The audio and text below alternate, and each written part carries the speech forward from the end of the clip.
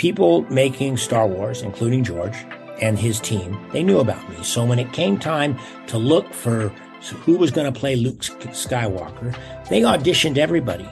He was in the chair. Once I got into the room and got in front of him, he turned around and he said, "Commander Balok, Corbomite Maneuver." The last thing I wanted to hear as a 16 or 17-year-old young man trying to get an adult job was a reference to something I did when I was a baby. Hi, I'm Clint Howard, and I was in the original Star Trek series. I was also in Deep Space Nine. I was also in Enterprise. Oh, yeah, I was also in Discovery. And there's other ones that I'm missing, but I've been in a lot of them, and you're listening to Trek Untold.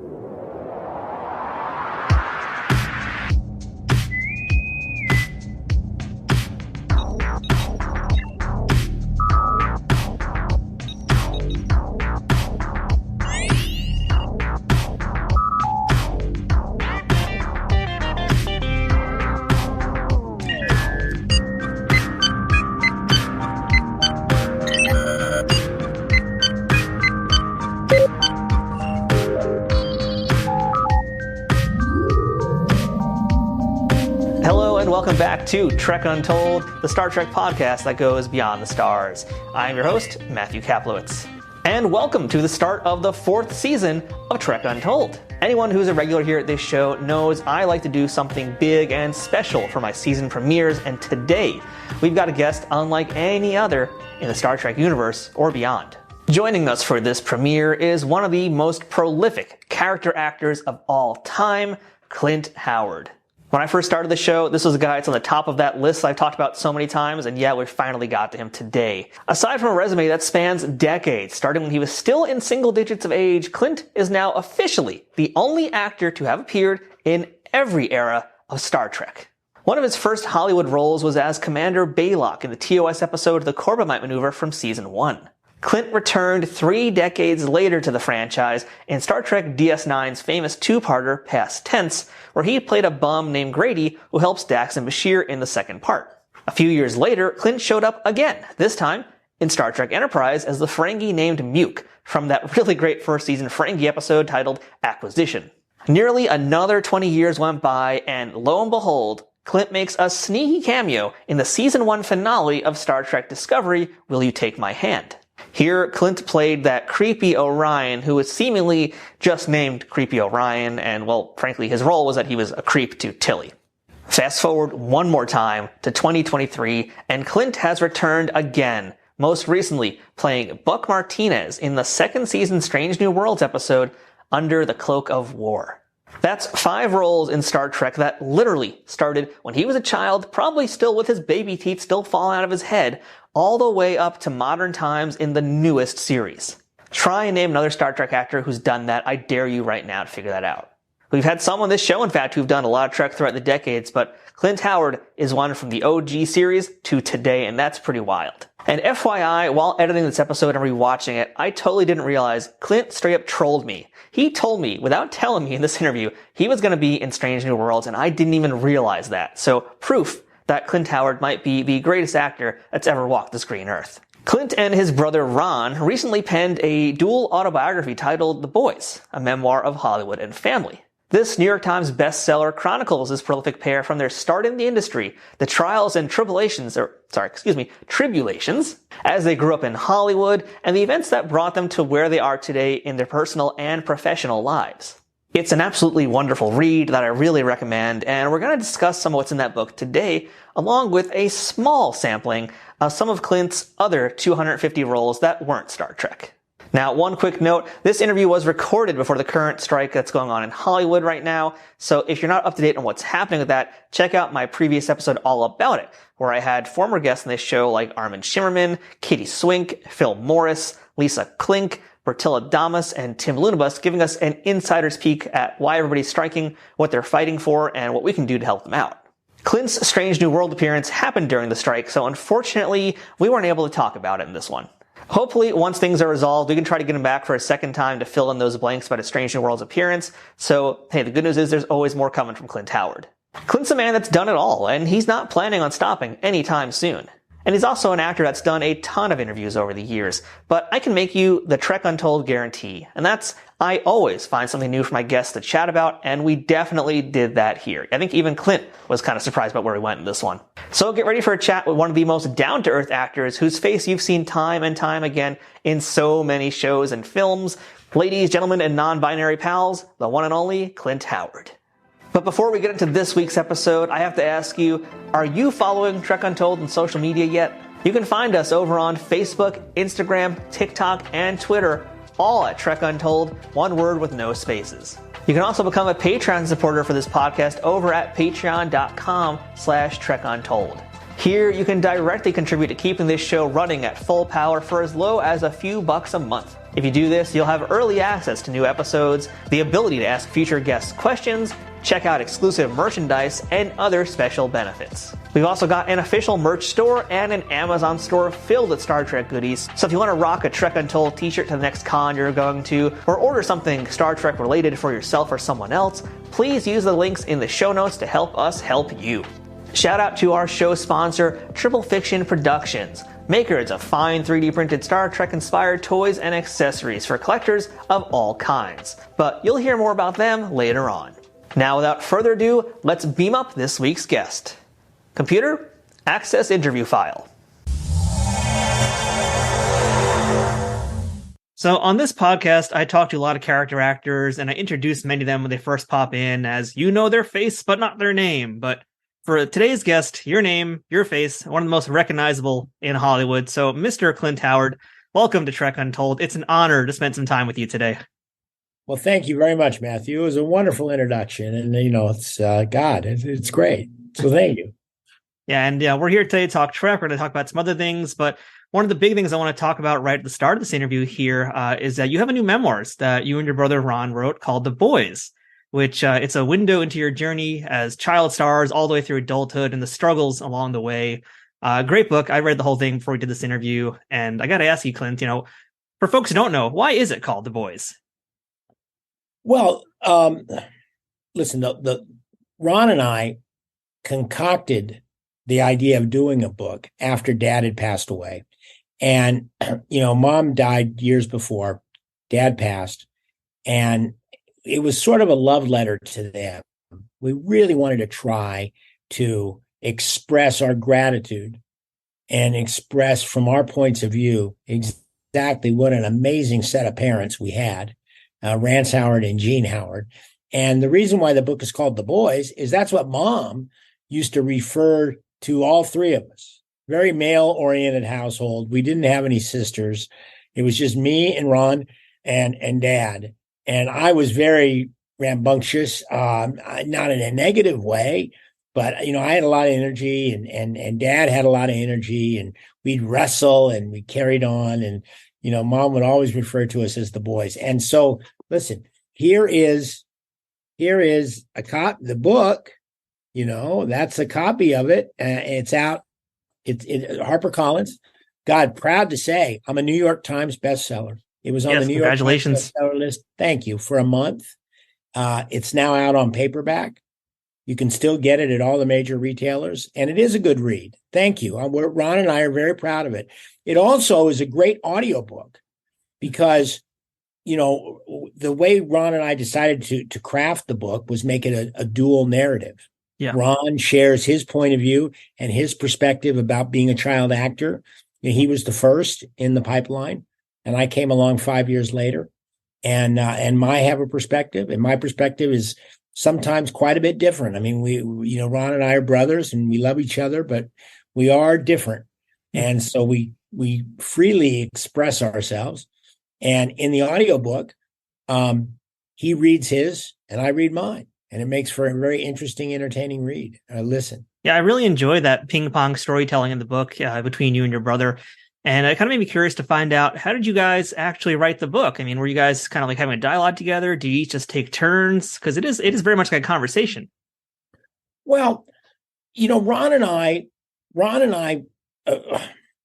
we attacked the project of writing The Boys a little bit like, developing a film. What are the best stories? what stories are people going to be attracted to, and what stories do we feel impassioned to tell? And where my point of view and Ron's point of view differ, or the interesting perspective, you got to remember, when he was 10, I was 5. Yeah. When he was 14, I was 9. He was going through, he went through puberty long before I did, and so we had a different perspective on things, and we just felt like that when we started talking to publishers, that's what they landed on. And listen, it is a business. We went around, we developed the idea of the book, and then we went to different publishers to see who would be interested and what they liked about it. So we got feedback. We also got wonderful help from a writer named David Camp. David Camp was part of our kind of team, and he's a Vanity Fair writer. He also is a novelist, and he really got it. He got what Ron and I were trying to do. And so he sort of was a preliminary editor. Ron would write, I would write, and then David would read it and then point us towards making a deeper dive, as he used to say. And also, Ron and I both knew, and we got encouragement from the HarperCollins people and from David Camp, is that let's describe. What was it really like? Let's make these things like scenes. Yeah. What was it like to be in Jackson Hole, Wyoming that year?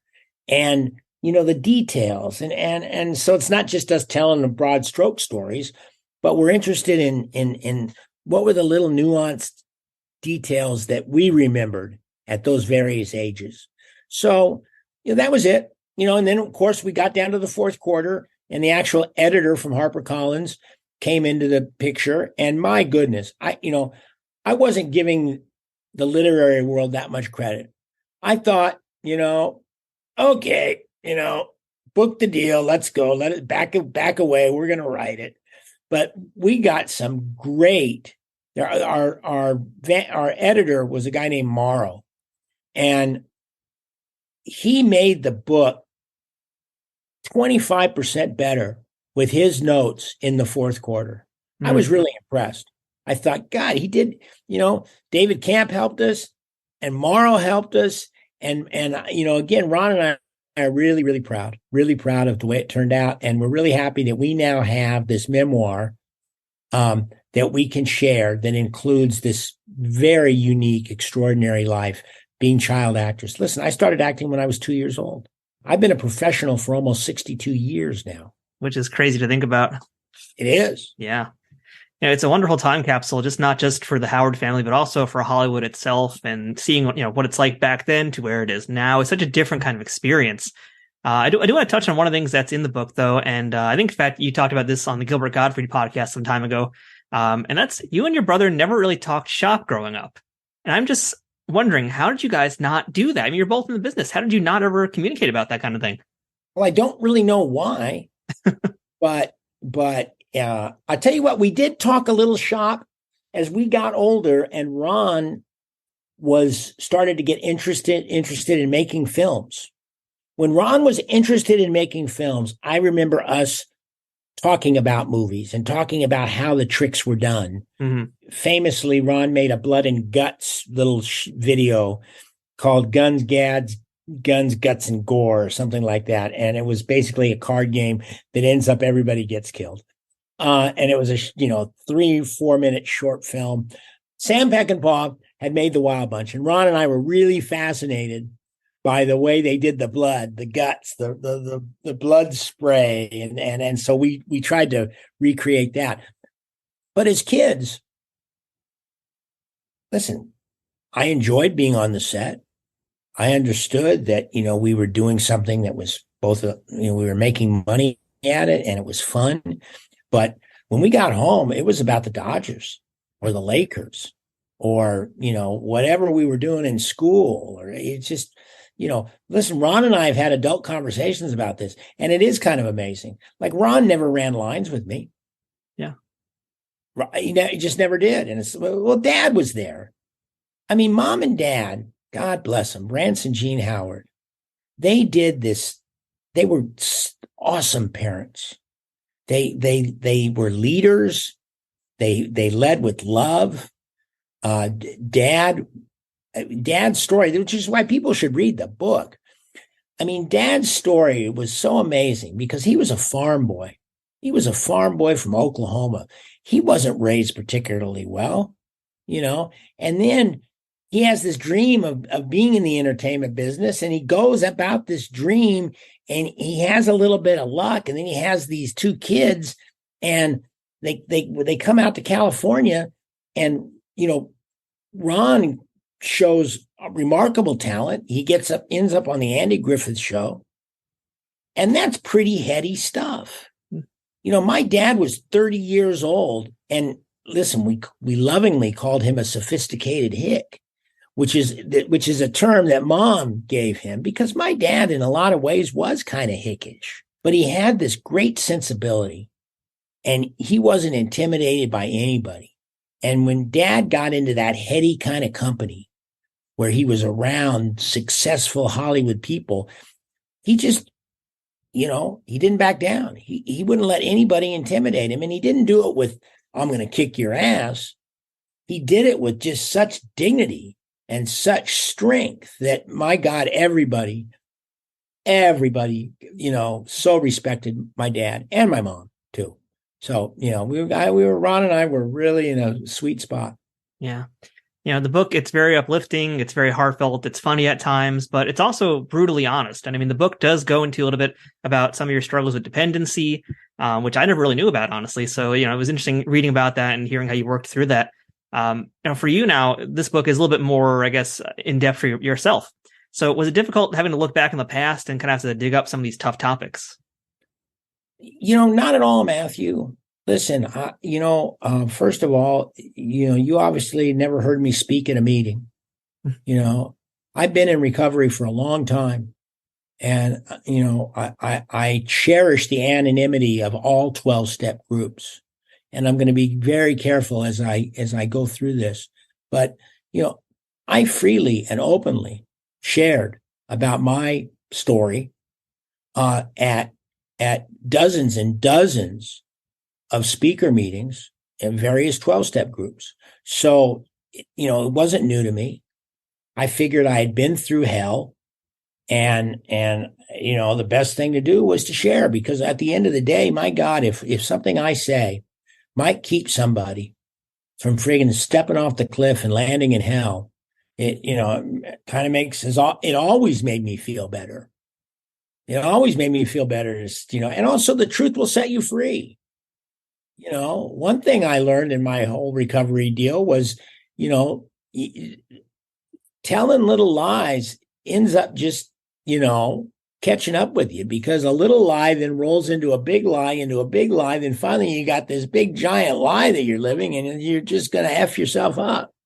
So anyway, no, the answer to, talking about, I smoked weed when I was, 13 or 14 years old and started drinking, and immediately drank out of the bottle, by the bottle. For whatever reason, whether it was genetics or a combination of things, I just got bit with the bug of alcoholism. And, as a young kid, it was 16, 17, 18 years old. Like a lot of kids. So anyway, I'm grateful that, Mom and Dad gave me a lot of guidance. I got a lot of guidance from a lot of great men in recovery. And, here I am today, 64 years old, alive and ticking. Yeah, well, congratulations on your continued sobriety. And you got a great perspective on it, too, just being able to, share your stories and give it forward, make sure that someone else who's in that hole can get themselves out of it. So thank you for being open to doing that. Oh, too. yeah. Yeah, no, listen,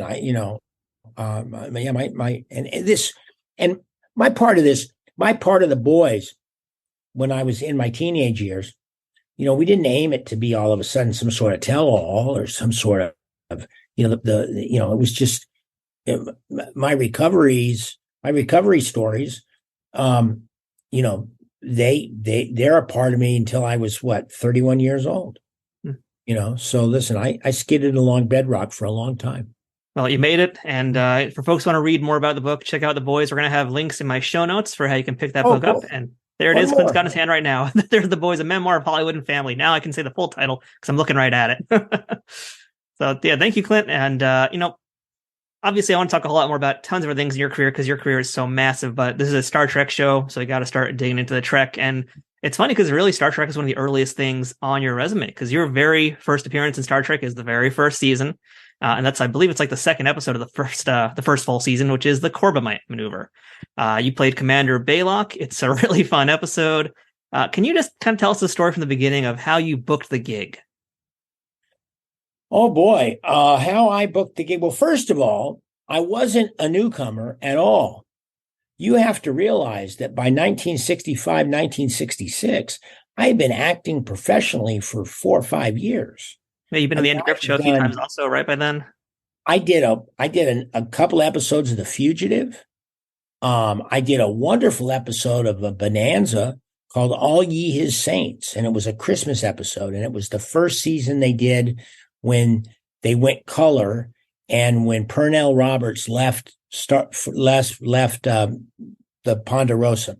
So I did this episode. It was written by a great writer named Bill Blinn, who wrote what was the football movie Brian Song?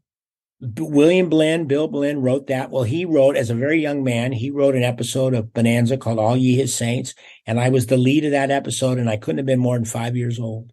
Wow. So, with the help of my dad kind of tutoring me and I wouldn't even say he was teaching or coaching. It was just, he was like a child actor whisperer. My dad had this wonderful ability to boil down what a person needs to do as an actor to prepare. And it was so simple.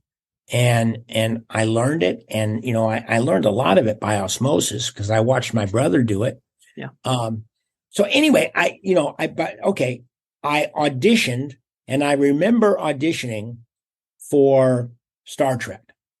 And because I remember we practiced outside, and Dad had read the script and knew there was going to be a lot of razzmatazz, and I was going to be in a kind of a silly costume, and I was playing this in 600-year-old. I was a 600-year-old alien commander, and I prepared the material. They told Dad and I originally that they were going to run my voice through a synthesizer, and that's how they were going to alter my voice. And so, I needed to learn the dialogue, of course.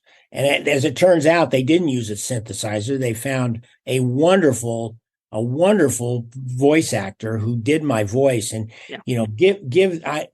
I'm brain locking on the fellow's name now. It's easily retrievable. The man who did my voice was absolutely phenomenal. And I can never give enough credit to him because, he gave the character that kind of adult vibe that there was no way I was going to do it. And also another thing too, I mentioned this a lot, they asked my dad if I might be willing to shave my head bald. I was curious about that. They had seen Balok as being a shaved head. And that was a non-starter for me. I was in the second grade, and I was not going to go to my second grade class with a shaved head. I was not going to, that was a humiliation beyond humiliations.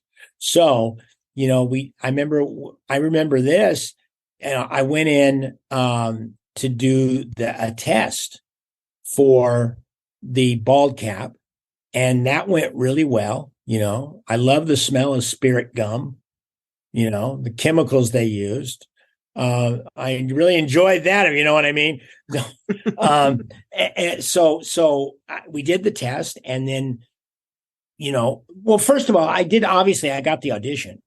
Yeah. I auditioned for it, and, listen, I had the chops, obviously. So they booked me, and then we prepared. My dad was always big on preparation. I was always the most prepared actor there on the set, even as a little guy. And there were times in my career when, as a child, that I would look at these other adults fumbling for their dialogue, and I'd wonder, well, what's wrong with them? Why can't they get it? Why don't they practice? Why don't they do a better job? This guy's pretty stiff. And I remember saying that as a young boy, and I'm a little embarrassed because, my acting chops were not awesome, but for a kid, I was good. So anyway, so it comes time to do the show, and it was a day's work. And I do have some faint memories. One memory I do remember is they brought me to the set. They showed me where I was going to do my scene, because they were filming, the crew was filming on another side of the soundstage. And so I didn't meet anybody. I was there on my set, and then all of a sudden I heard the two bells that signified they had cut. What in show business on sound stages, when they roll camera, they do a bell. And then when they cut camera, they do two bells. And I'll never forget, Matthew, I heard the two bells. And then I felt and saw the crew and some of the cast members start walking towards my set. And I remember feeling pretty good, like, okay, I'm getting ready to go to work here. Enough with the standing around. And we started doing the stuff. And the rehearsal, everything was going good. The prop man then poured the Tranya, and I saw right away that it was pink grapefruit juice out of a tin can, which there ain't no way I'm taking a swig of warm pink grapefruit juice out of a tin can. It just, come on, Dad, why couldn't they put, apple juice or grape juice or not grapefruit juice? And Dad, that's the secret, is grapefruit juice. Dad had the prop man pour him a big water glass of it. And my dad in front of me drank that down. He went, it's good. Clint, you're gonna drink that pink grapefruit juice and you're gonna like it. And if you see the show, and I did, didn't kill me. Didn't taste very good. And as you can tell on the show, I had such an aversion to it. When I take a sip of it, when I take a sip of the Tranya, I barely put it to my lips. I mean, just like a fellow drinking some sort of exotic space liquor, just a little dabble do you of that Tranya. And, had a good time. Cut print, check the gate. Thank you. It's a wrap on little Clint Howard. And I went home. Didn't think much of it. It was a fun experience. Oh, the one more thing I'll add is the little costume that they had me in was itchy. And, oh, man, I remember the boots were too tight. And, it was like a kind of a sequins material, but it had no lining. It looked a little rough for sure. For you, just as a viewer, it looked pretty hard to wear and stuff. And the little crown, it was like they measured my head before they put the skull cap on me. So it was like it fit when I was just, normal. And then when I put the skull cap on and they added, a little bit around my head, the thing was tight.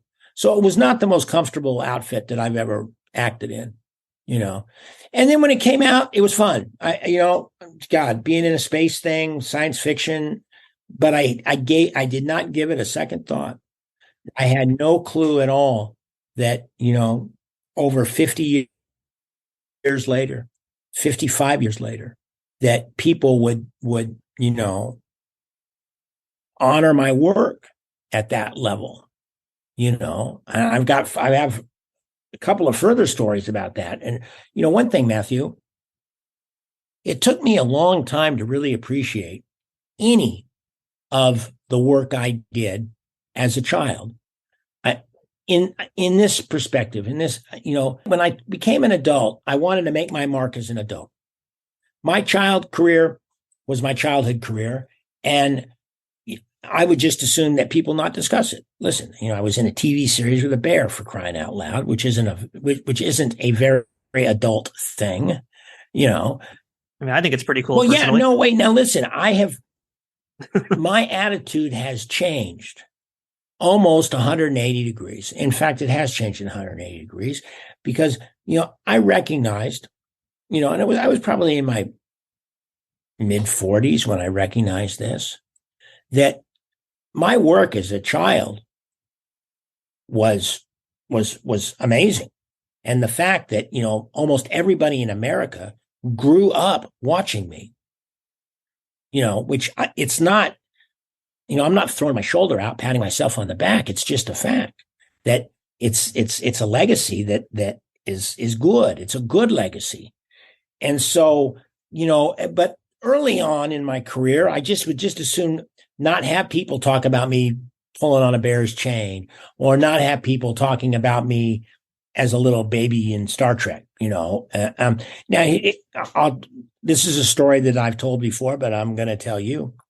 I auditioned for Star Wars, the original Star Wars in 1975 or 1976. I was 16, 17 years old. And, my brother Ron had worked with George Lucas on American Graffiti. So the people making Star Wars, including George and his team, they knew about me. So when it came time to look for who was going to play Luke Skywalker, they auditioned everybody. I mean, this is way before there was videotape auditions. So they were literally having everybody come to Fox Studios, and they were auditioning. They must have auditioned hundreds of people. When I was there at the Fox Studio lot, there had to have been 40 or 50 guys standing around, and, just almost like a cattle call. It wasn't a pure cattle call, but because we had auditions and we were sort of selected. But I remember seeing Mark Hamill. Mark Hamill was behind me. I was in front, and I was, and it was good. I had auditioned with Mark Hamill a couple of times on various projects. Listen, we, as kids, we auditioned a lot. And so anyway, it came time for them to call my name, and I went in, and I walk into the room, and it was a beautiful room at 20th Century Fox. And I look over, and Francis Ford Coppola is sitting in a chair right there. And Jesus, Francis just takes up a room. Francis owns a room. I've had an opportunity to spend time with him, and he's just he's a beautiful dude, and he just, he's magnetic. And so anyway, I look at him, and I'm, wow, Francis is here. And then I look over and I see Fred Roos. Fred Roos had been a casting director on the Andy Griffith Show. And Fred Roos was a colleague of George and Francis. Got another guy named Gino Havens was in the room, who I knew. He worked on American Graffiti. So I knew him, and he was a guy, his one leg was longer than the other, and he kind of had a funny way of walking. And so he was a memorable character, but I didn't see George. George he was in a big leather chair. George is not a very big man, and he was in a big leather chair, and his whole body was obscured by this chair. And it was like this.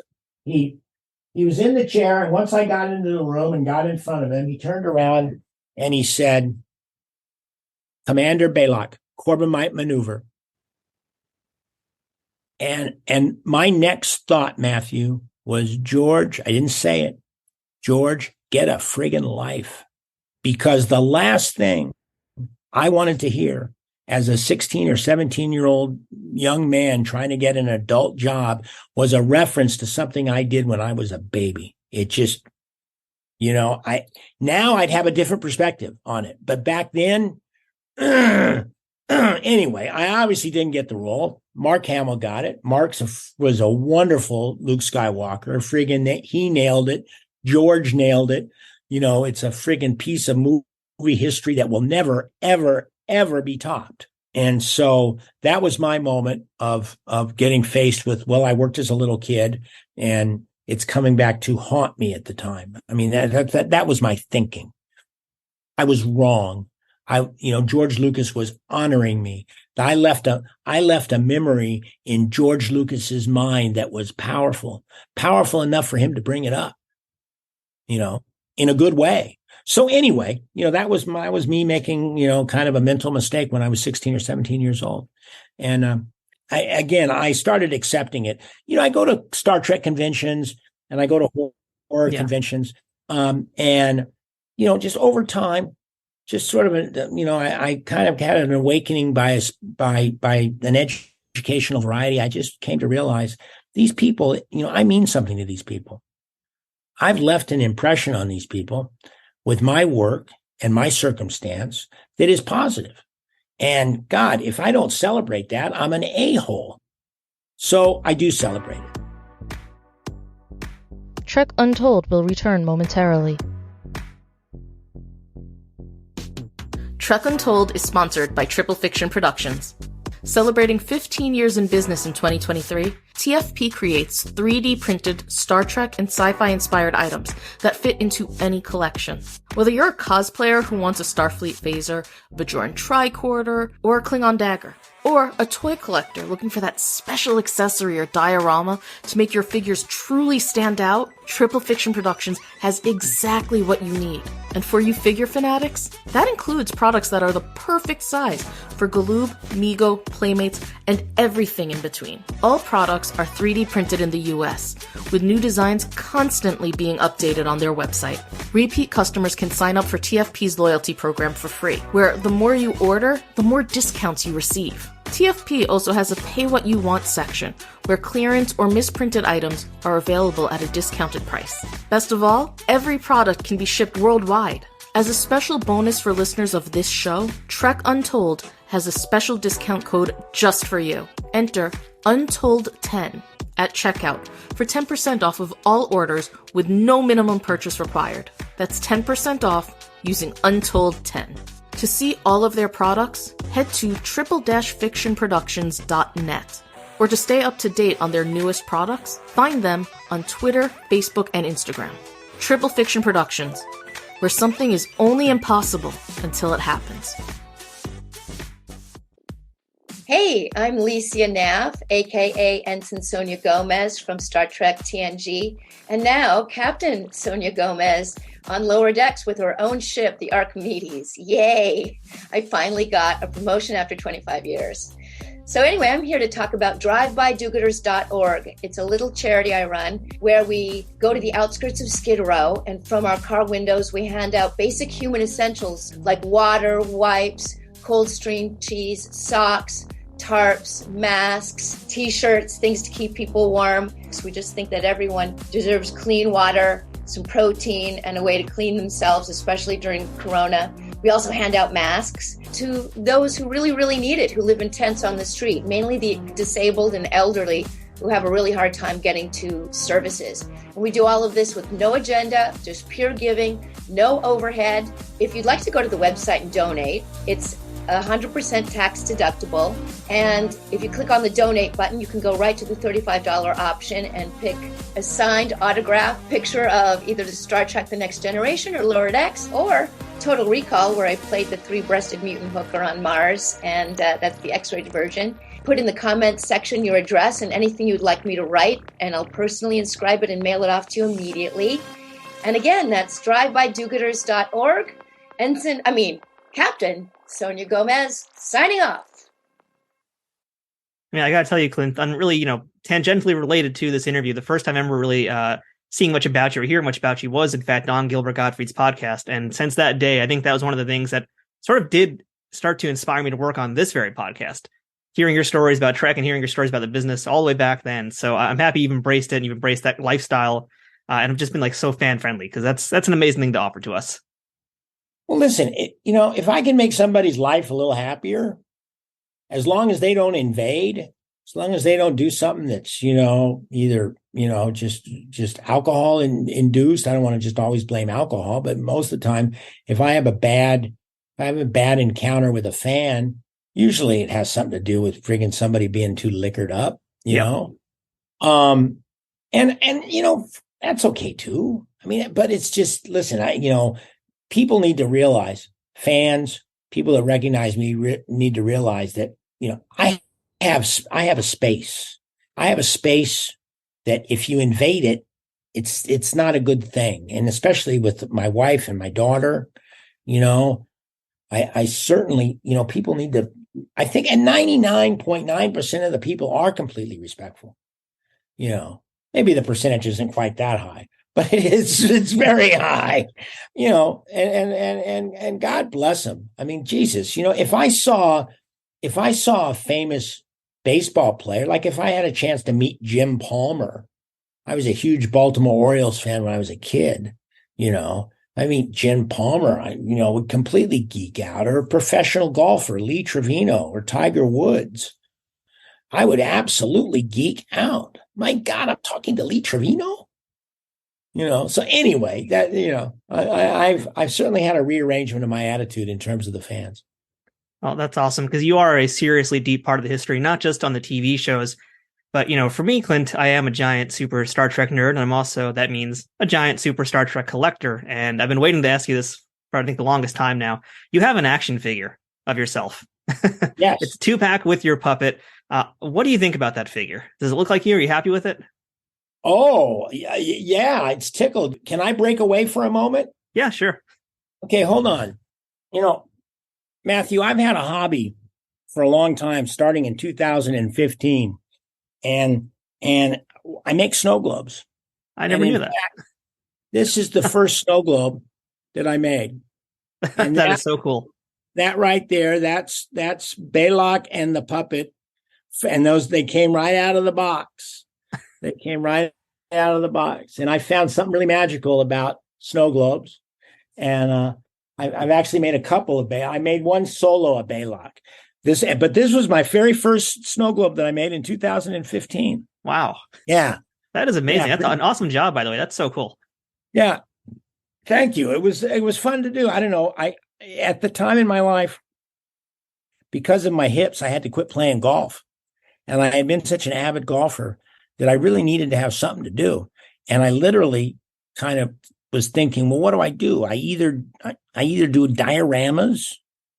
I could try to paint, but I'm really not that good of a painter. I'm a good artist, but in terms of my limitations with my painting skills, and for whatever reason, I really didn't want to spend a lot of time trying to learn how to paint or learn oil or whatever. So I thought, what can I do? And I don't know how it happened. I saw it on the internet. This outfit was selling these do-it-yourself snow globe kits. And I decided to take a whack at it. And I ended up, I've done 21 snow globes. And the fellow that was selling me the kits, this was several years ago, the fellow that was selling me the kits when I bought my 23rd snow globe kit, he said, I just want to tell you something, Clint. Nobody's ever bought more than 2. So cool. It's called an obsession, I guess, Everybody's got one. I got Star Trek, you got snow globes. It's all good. No there you go. Here. There you go. So let's jump now ahead a few decades later in your Star Trek time. And again, I feel like we're glossing over so much of your other career here, but that's what the book is for. So folks, read the boys. But let's jump ahead now to your next Star Trek appearance. That's in Deep Space Nine. It's the second part of one of the most important DS9 episodes of all time, one of the most iconic ones, Past Tense. In that one, you play a vagrant named Grady. And I wanted to ask here, is this a role that you had auditioned for, or had you auditioned for Star Trek again since? And I should start first with, had you previously auditioned for Trek since you did the original series? And were the producers aware that you had been in the original Trek when you auditioned for DS9? Well, actually, I don't know. I could go no, no, and no, or I'll tell you about it. I had done the original Star Trek. And years had passed, and I had become an adult. And then Next Generation happened and Star Trek happened. Deep Space Nine happened. And my agents at the time were aware of a rule that the Star Trek shows had, and that was they were not going to use anybody from the original series. That at that time, that was just sort of a rule. They didn't want to cross boundaries. And so there were a couple of times when roles came down and they said, wait, he was in the original show. There's no reason for him to come in and audition because we're not booking anybody. And then, I don't know, a year or so passed, and I got a call from my agent. I remember the call, and they said, "Oh, we got an audition for you down at Deep Space Nine." And I said, "Wait, you got to remember, I can't take the job. They won't hire me. Why do I want to go in and audition when they find out I was in the series?" They go, "Don't worry about it. They probably won't even remember." And they didn't. And, it was a small little role. Grady was only in it for a brief period of time. And I went down just as a character actor. Nobody made a big deal about it at the time. No, Jonathan Frakes. In fact, I remember that day really vividly because it wasn't day, it was night. And it was a television production company that was so far behind schedule that I got a call to go to work at 11 o'clock in the morning, and I didn't work till like 2 a.m. Wow. And Jonathan Frakes later came and apologized to me and goes, listen, I am sorry. I was so tired. I was a zombie when we were directing that scene, and thank God it turned out the way it turned out. But, they were as television programs can happen, when they get behind schedule, once in a while, the production manager just says, okay, we're going to pay the overtime. We got to go. And they worked these enormously ridiculous hours. And I remember doing the scene. If I remember correctly, there weren't a lot of humans in Deep Space Nine, were there? There were a good amount, but in the episode that you were in, it took place in 2024 on Earth, so it was a little bit more contemporary. Yeah. The riots. Yeah, the Bell riots. The Bell riots, yes. And I just, listen, by that time, I was a character actor, and I played nuts before, and this guy was, this guy needed to be perceived as a real nutcase, and I remember doing it, and it was fun, but I didn't give it much, I didn't make a big thing about it. It wasn't until I did Enterprise that the Star Trek people embraced the fact that, hey, we're using guys from the old shows. And, Jeffrey Combs and Johnny Phillips. Ethan Phillips. Ethan. He goes by Johnny. But, yeah, we played the Ferengis. Yeah, which is a great episode, too, by the way. I hadn't seen that one in so long, and I rewatched that one, and I was just like, oh, my God, because I love Ferengi episodes, and this one is a standout. Yeah, no, I had a blast doing that. First of all, because of the makeup, and who was the lead? Who was the lead Ferengi? Ari, not Ari. Oh, you talking about Armin Shimmerman? Armin, yes. I wore Armin's piece. Us has a big head. I've got a gigantic cranium, and so does Armin. And so they didn't want to go to the trouble of molding, brand new masks. So because it was basically a mask piece. There was my face stuck through, but most of it was prosthetic. And I wore Armin's headpiece, and still the makeup was so extensive that I went on, penalty turnaround. I got paid probably twice as much on that episode, because if they hire in Screen Actors Guild on productions, if they don't give you 12 hours off, they have to pay you a substantial penalty, like, $900 or $1,000. Back then it was $800. And they used to call it, well, we're going to buy you a couch, Clint. We got to call you in 10 hours. We got to call you in. I know it's really late at night, but we're calling you in at 8 o'clock in the morning, and we're going to buy you a couch. So I think they bought me 3 couches on that episode, which was really fun. And another thing about working on the Enterprise, first of all, Ethan and Jeffrey, I know, and it was fun, and it was just being around them was a blast. Doing the Ferengi language was a little funky. But we slugged through it and got what they, we gave them what they wanted. But Scott Bakula was, of course, the commander, the captain of the Enterprise, right? Yep. Well, I had worked with him on a TV series called Gung Ho. They had done. The movie Gung Ho had come out with Michael Keaton, and then they did a TV series that only lasted for 13 episodes. And they replayed. Michael Keaton didn't want to be in the series, obviously, but they hired Scott. And so Scott and I became friends working on Gung Ho, the series.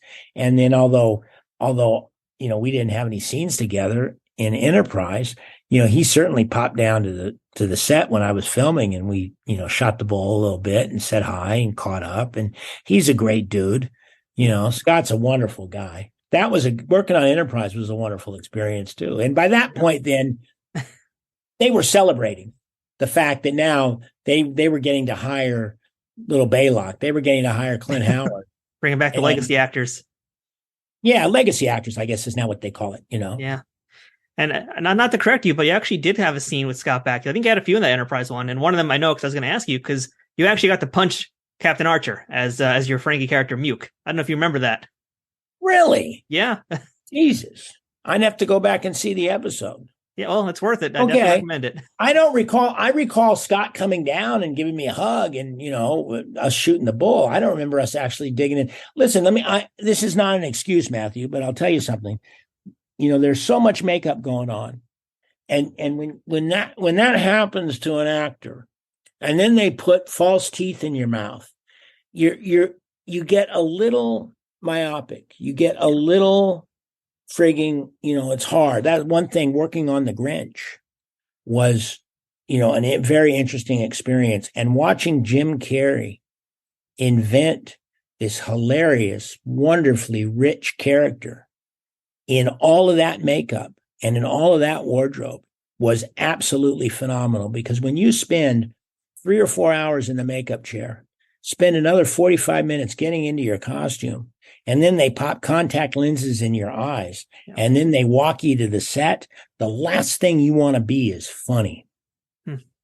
And yet Jim, friggin' hats off to him, man, because that I can speak from complete experience. When you got that makeup on, it ain't fun. And yet, listen, he had a job to do and he did it. I mean, you've worn makeup a lot throughout your career. You mentioned the Grinch, talking Star Trek. Which one would you say was the most arduous to get in and out of? Well, the one-dayers were hard. The one-dayers stand out. I mean, the Star Trek was the first Star Trek doesn't really count because it's just a hairpiece. We did the Who makeup so much. I got so used to it. I had this wonderful makeup guy, Christian Tinsley, who's gone ahead and had a wonderful career in the special effects world. He was my makeup man. Each actor on the Grinch had their own makeup man, which is pretty phenomenal. There was 35 makeup men on the set of the Grinch, and with Rick Baker leading the charge and his whole team. It was awesome, great experience. So that became easy. I made a little horror movie called Ticks. And it was where finally at the end of the money thing is I get infested with these big giant ticks, and a tick blows out the side of my face. And it's, right after I say, I'm infested. And for people that found the movie, it's an enjoyable moment. But I'll tell you, that was a hard day because that was full. It was one day I had a blood bladder kind of molded into my face. So when it came time to do that effect, it was really, there wasn't a kind of acting stiff. So I would say that probably was the most detailed, And also anytime they have to do a plaster cast mold of your head, the preparation when you have to go in 2 weeks before and literally they wrap your face in plaster of Paris and do a mold with finally your eyes are covered. You got 2 little nose holes and a little straw to breathe. And that's, from a standpoint of claustrophobia, which I'm not overtly claustrophobic, but I think anybody's a little claustrophobic. I mean, I couldn't wait to get out of that thing. It's like after it's set and then they take it off, my instinct is to help them, let's get this thing off faster. Yes, and this kind of reminds me too, I didn't actually get a chance to ask you this when we talked about the Corbomite Maneuver, but here on Enterprise, this is the first time you're actually aboard a Starfleet ship. So I don't know if you recall this from back in your original series days as well, but did you have a chance to check out the bridge, if you recall, and did you sit in the captain's chair? Oh, well, yeah, I checked out the bridge. In fact, the Howard family photo album is filled with mini Polaroids of me on the deck, standing there. There was an orange railing. There's a famous shot of me kind of standing in the orange railing.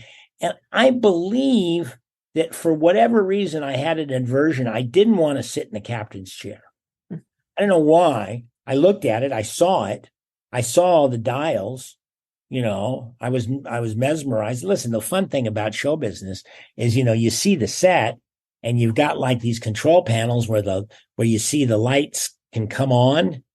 And then if you just run around back, you can see the guts of it. You can see how it gets done. You can see that there's an electrician there wiring it and stuff. So, being in on the tricks, as a child and as an adult is big fun for me. I mean, I enjoy it. It's one great thing about show business is when you're inside the magic trick, it's a blast. So you're telling me Scotty isn't back there actually in a warp core working in engineering? No. You're blowing my mind, Clint. This is, oh my God.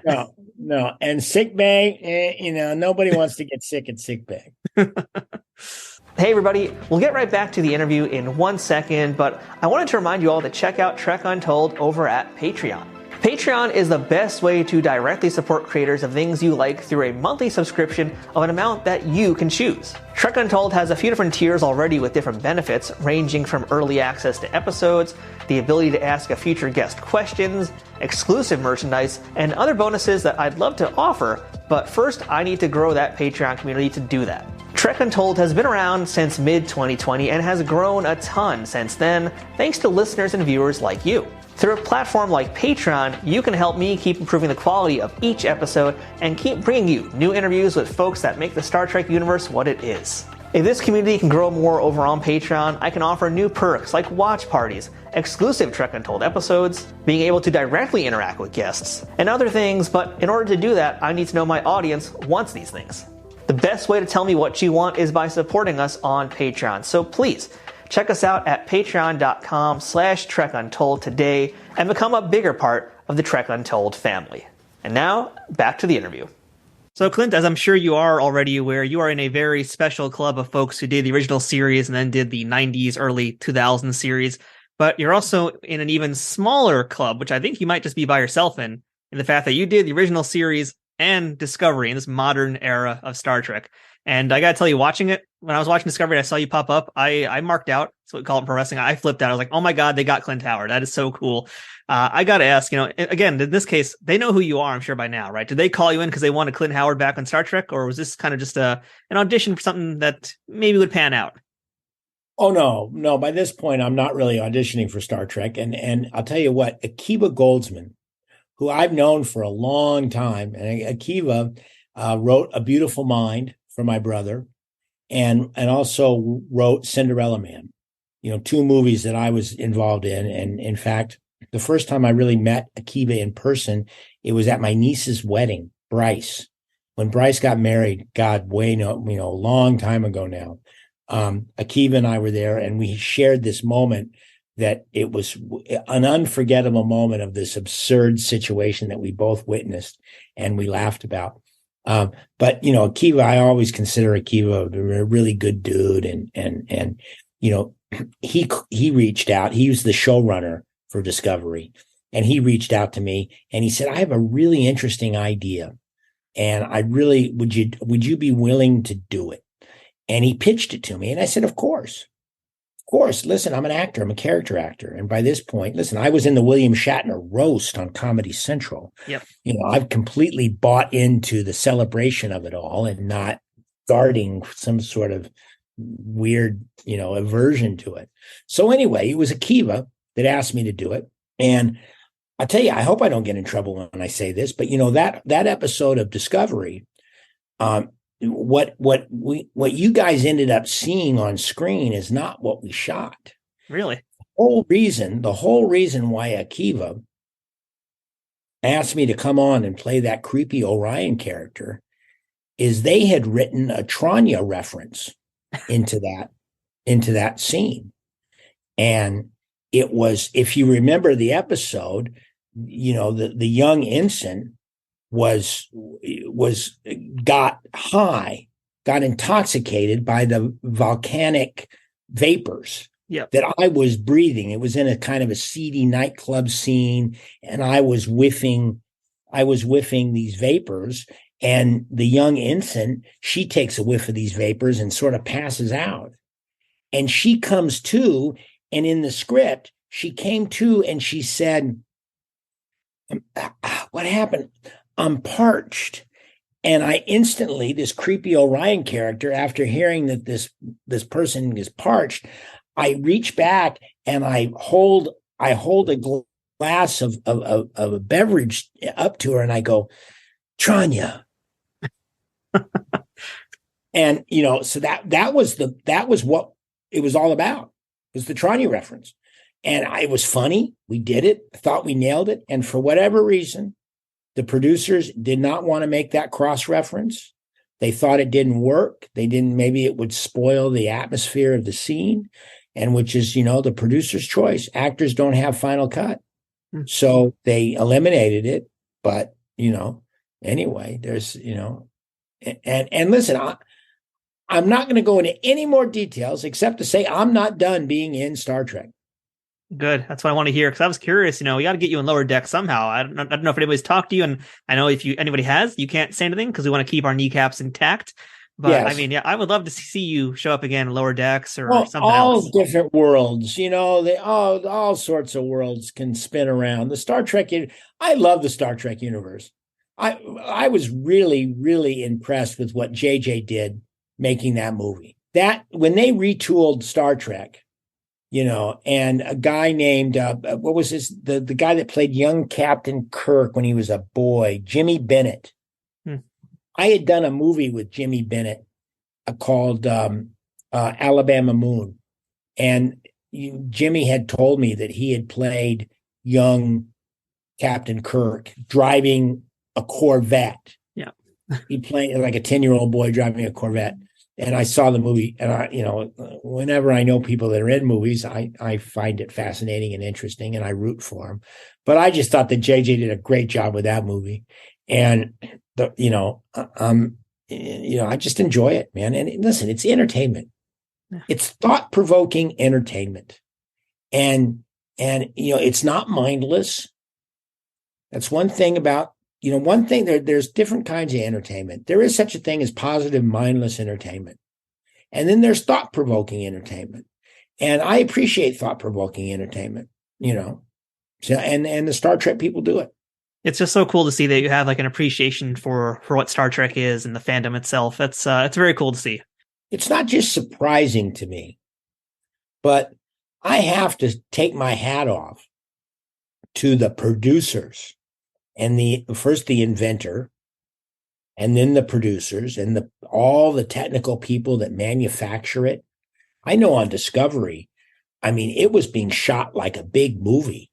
Yeah. The craftsmanship on that project was amazing. And the Picard show, I haven't seen all of it, but it was an amazing effort. And then the thought-provoking nature of it. I think Star Trek was always designed to be thought-provoking. I think Gene Roddenberry, that was their whole desire, was to make people think. And, in different ways, the thoughts of the original series certainly different than the thoughts of the work that they're doing now. I think now the Star Trek people, as well as the Star Wars people, they get pretty heavy about it. It's pretty heavy stuff. And the one thing about the original series that I think people really enjoy is that it wasn't that heady and heavy. It was fun. It wasn't mindless. I still, when I'll catch an old episode and watch Bill play Captain Kirk and Leonard Nimoy, what he did with Spock, and I take my hats off to them because they were ground floor. Yeah. That was at the beginning.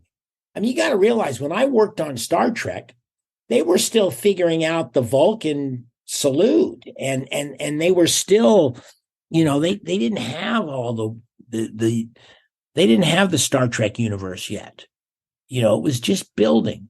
It's one amazing thing about George Lucas. I know this is Trek, but listen, George is George. With the invention of Star Wars, with Larry Kasdan working as a collaborator with George, he sat down and concocted this giant Bible that has mushroomed and grown into this an unbelievable thing. I mean, it's amazing. I mean, look, just if you look at both franchises, Yeah. I certainly respect both. I know that there's a rivalry between the different factions. And, that's fine. I guess if people want to have a rivalry, they can have a rivalry. I think there's room in the universe for both Star Trek and Star Wars. Absolutely. And I'm one of those folks who dares to cross the line between both. So, Clint, I got a few last questions here before we wrap this interview up here. And this is, I'm going to call it my lightning round, even though any guest I've done this before usually hates it. So they're like, these are not lightning fast questions, but that's the idea. Would you like me to make them lightning fast answers? Let's see if you can. That'll be a curious thing to see if you can do that. Okay. So, Clint, let's kick things off here with the first question. Best day on a set and worst day on a set.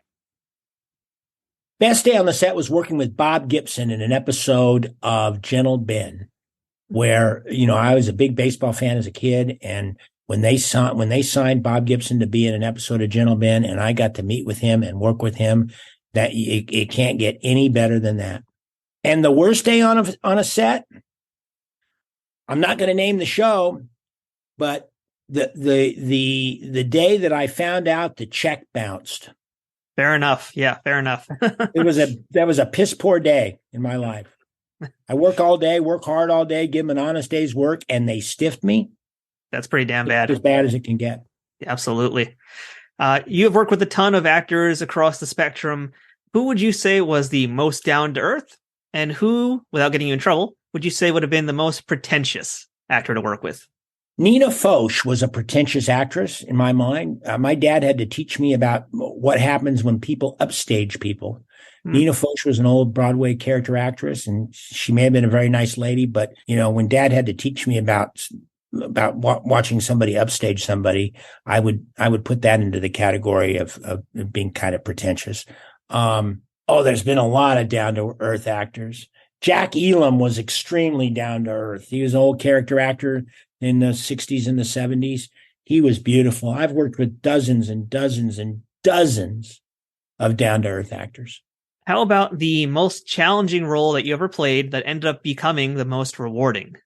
Well, I played the lead in a version of The Red Pony, starring Henry Fonda, Maureen O'Hara, and myself, where I played Jody. I played the lead boy in The Red Pony. And that was a big chunk of work for me to do. And at the end of the day, I was really satisfied with my performance. And, I felt like I gave them my very best.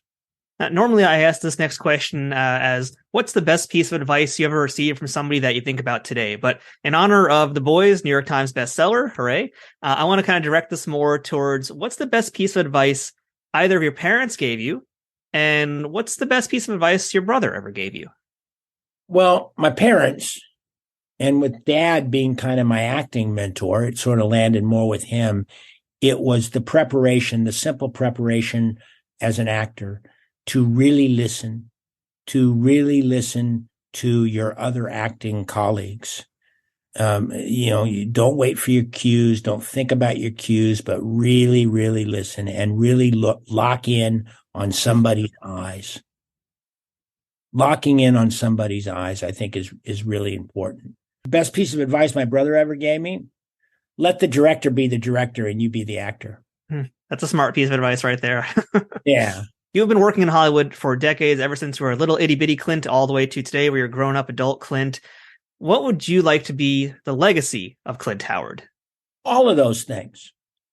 All of the fact of my longevity and the fact that, I was doing good solid work when I was 5 and 6 years old and doing good solid work as a senior citizen, and that I make a good, I try my best. And I give people a full day's work. I tell this to a lot of people. Anybody can act at 8 o'clock in the morning. Anybody who wakes up, jumps in the shower, gets cleaned up, goes down to the set, stands around. You're going to be really sharp in the morning, but you got to be good after 13 or 14 hours. You got to be good after, 7 or 8 cups of bad coffee. And a horrible second meal at 10 o'clock at night. And then the assistant director is saying, chop, chop, chop, time to go. We got to do this shot. You got to say that, I mean, listen, it's almost the bane of my existence as an actor is a lot of times some of the most difficult work happens under really difficult circumstances. But we're professionals. We have to act, we have to be able to hit a baseball if it's raining or not. We have to be able to play. We have to be able to do our job if the environment is good or if the environment is bad. So listen, hopefully at the end of the day, people will say, by God, Clint was good at that, and he ended up entertaining us. And last thing for today, Clint, what's the best thing about being a part of the Star Trek universe? Just the satisfaction of being a part of the universe. The idea that, my goodness, God saw to it that I could play a little part in history. That I don't know, right place, right time. And given that opportunity and it gets celebrated.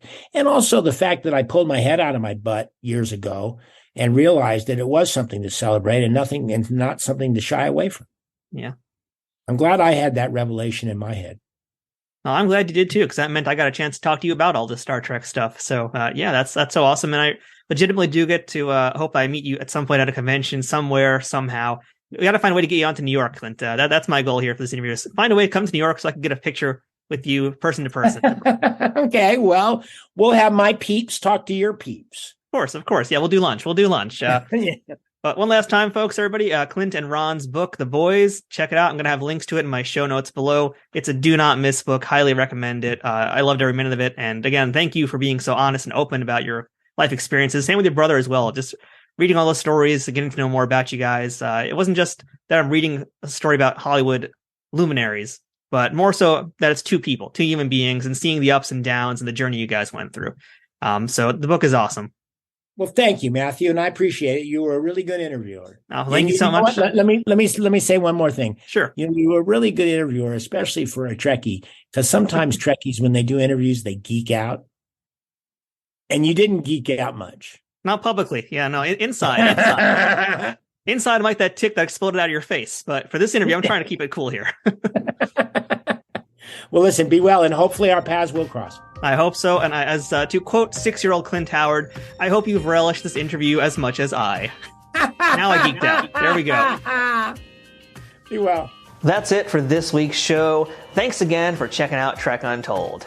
If you aren't already, please follow Trek Untold on social media, where you can find us on Twitter, Instagram, Facebook, and TikTok, among others, all at Trek Untold. Don't forget to subscribe to us on YouTube for the video versions of this show at youtube.com/@TrekUntold, and subscribe to us on whatever platform you're listening to the audio version on. We always appreciate likes, shares, comments, thumbs up, ratings, and reviews, and whatever you can do to help spread the word about this podcast and inform other Trekkies about why they need to check this show out. If you're able to financially support this show, visit patreon.com/TrekUntold to learn about the different ways you can contribute to keeping this show going full speed ahead. Until next time, I'm Matthew Kaplowitz. This has been Trek Untold, and remember, fortune favors the bold. Trek Untold is sponsored by TrekSphere.com, promoting fan-produced Star Trek content in all forms, is powered by the Rageworks podcasting network, and is affiliated with Nerd News Today.